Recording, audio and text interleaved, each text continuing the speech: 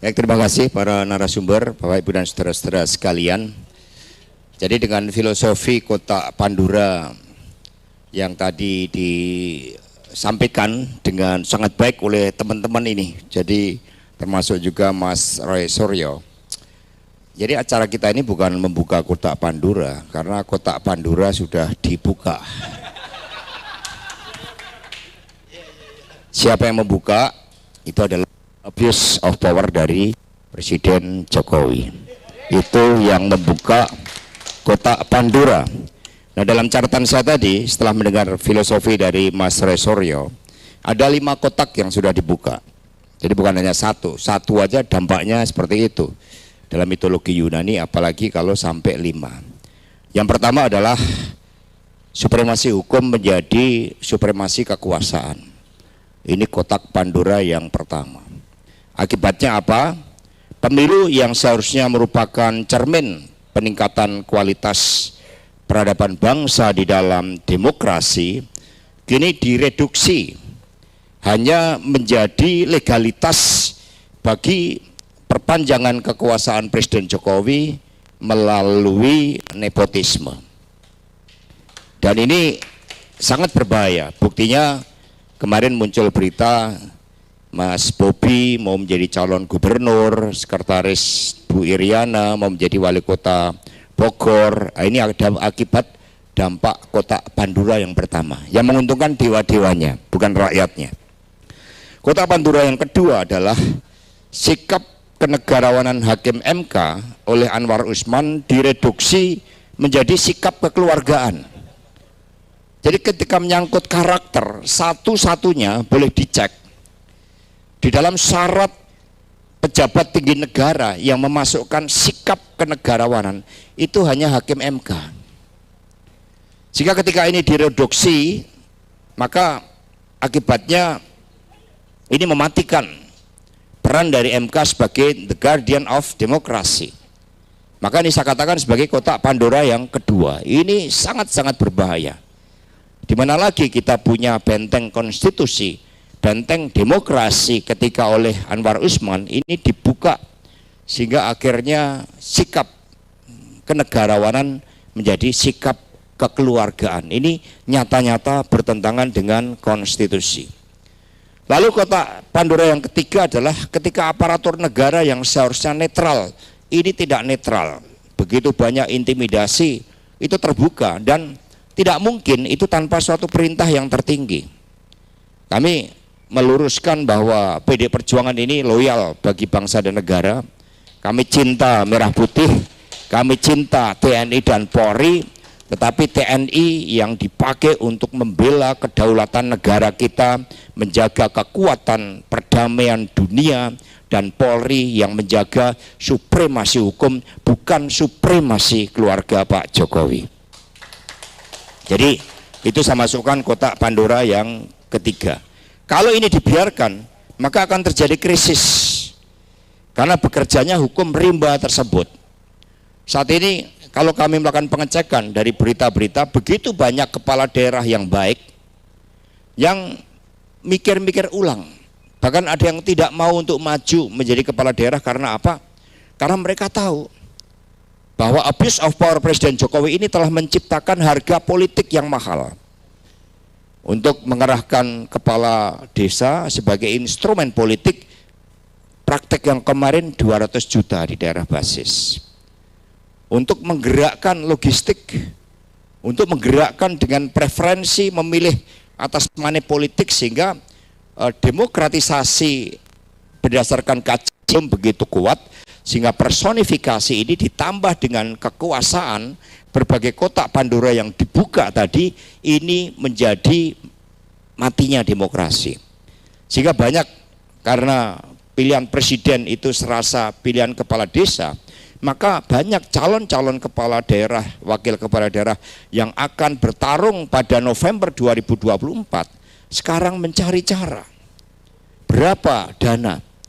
Kalau kita mau jujur, anggota DPR RI kemarin dengan pertarungan money politik yang luar biasa tanpa supremasi hukum, itu rata-rata mengeluarkan dana 4, bukan pelembagaan partai, dengan kaderisasi, dengan sekolah partai, dengan melakukan kerja rutin turun ke bawah 5 tahunan, ketika pada H-7 itu bisa dirusak karena suatu proses kecurangan pemilu yang direncanakan secara masif dan sistematis tadi. Itu kotak Pandora yang ketiga. Dan ini juga akan mematikan suatu meritokrasi. Karena nggak ada lagi. Untuk menjadi pejabat negara harus mencari hubungan kekeluargaan dengan kekuasaan. Tanpa itu maka tidak akan ada. Jadi ketika sumber daya negara dikerahkan, maka hasilnya ya seperti korupsi pertambangan. Itu kan sudah dipraktekkan sebelumnya, kasus Sambo misalnya. Itu kan juga tidak terlepas dari judi online, dari dugaan ya berbagai tugas-tugas aparat penegak hukum yang seharusnya melindungi hukum, tetapi hukum dijadikan alat untuk memobilisasi kapital, dan itulah yang kemarin dipakai sumber daya negara. Maka ketika kotak Pandora yang keempat ini melalui Crazy Rich Helena Lim misalnya, itu bisa kemana-mana itu. Nah, nanti Mas Petrus bisa mengangkat itu. Jadi bagaimana kerugian negara, dan banyak yang kemarin menjelang pemilu itu namanya RKAP pertambangan itu nggak di ACC. Sebelum mereka bergerak itu rata-rata digunakan sebagai suatu desain kecurangan.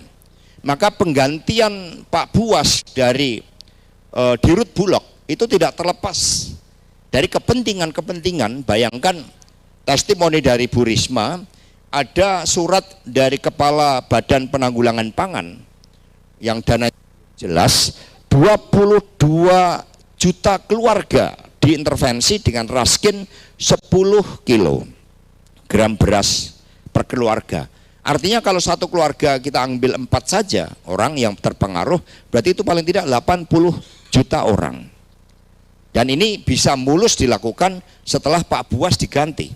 Jangan-jangan penggantian Pak Firly itu juga dalam rangka menggunakan suatu instrumen hukum bagi kekuasaan itu.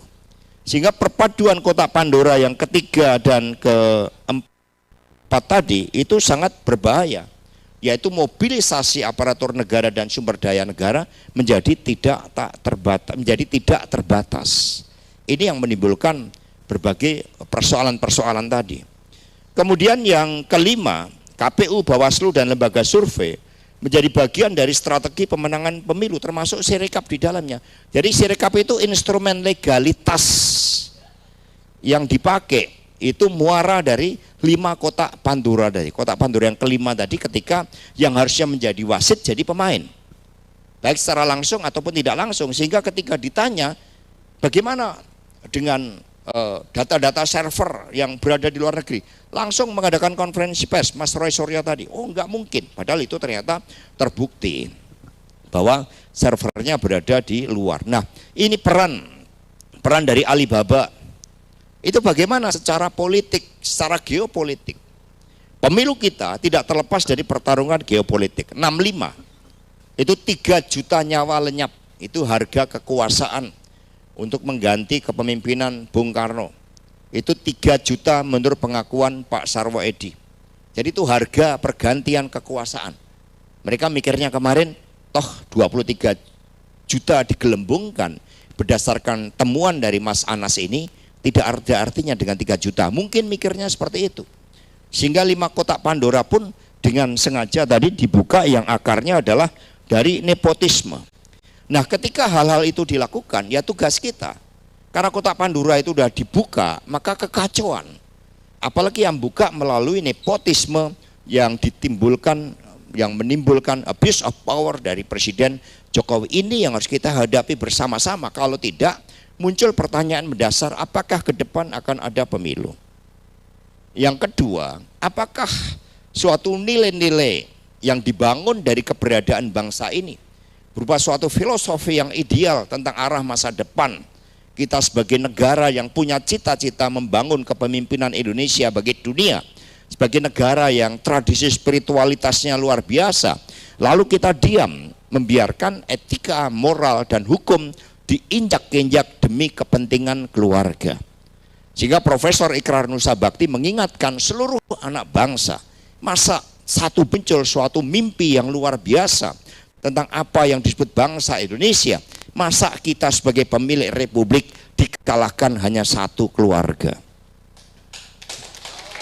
Maka pertarungan terukur kita tidak hanya berhenti ketika MK selesai memeriksa saksi. Kita harus melakukan perlawanan. Kalau tadi Mas Roy Suryo mengatakan bahwa berdasarkan gugatan para pakar IT di Komisi Informasi Pusat, lalu mereka harus membuka bahwa yang namanya C1 metadata itu harus terbuka bagi publik demi kedaulatan rakyat, demi masa depan kita. Kita nggak usah berlama-lama. Kalau besok KPU masih buka, besok jam 11 kita datang ke KPU dengan surat resmi untuk meminta C1 metadata itu. Nah, itu harus kita minta, datangin. Kalau perlu sampai tidur di sana, di depan ruang KPU. Nah, itu. Jadi supaya data-datanya, karena sudah ada keputusan dan itu adalah suatu fairness. Itu kedaulatan rakyat.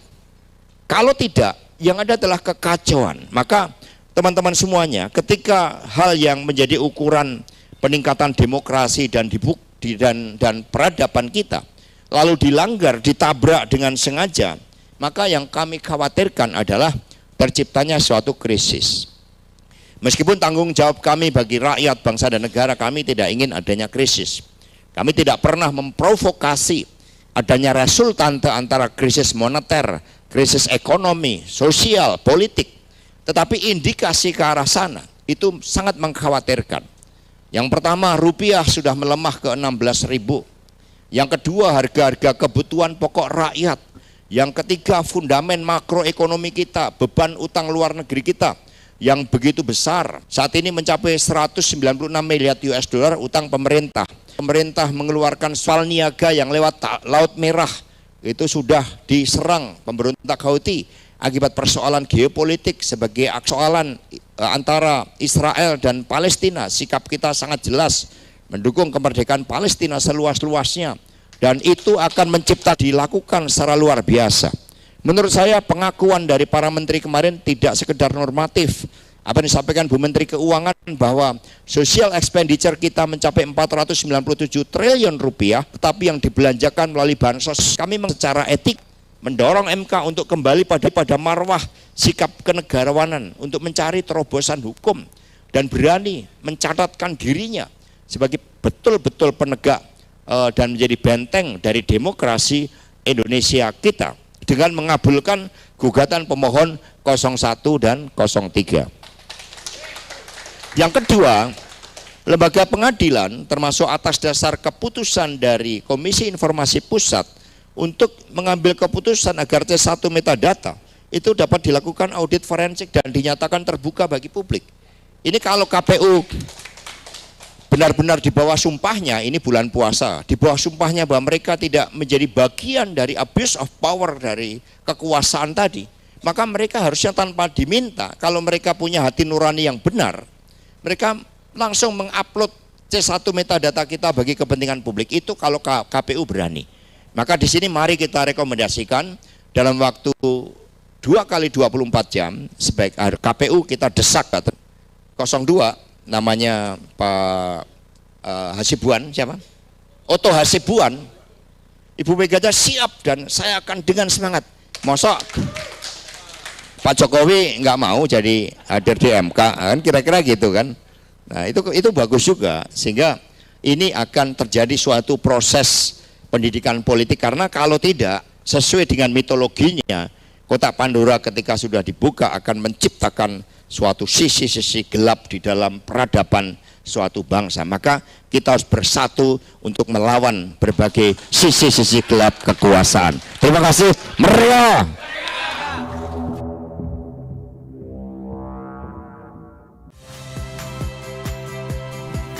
Saya Harjuno Pramendito. Saksikan program-program Kompas TV melalui siaran digital, pay TV, dan media streaming lainnya. Kompas TV, independen, terpercaya.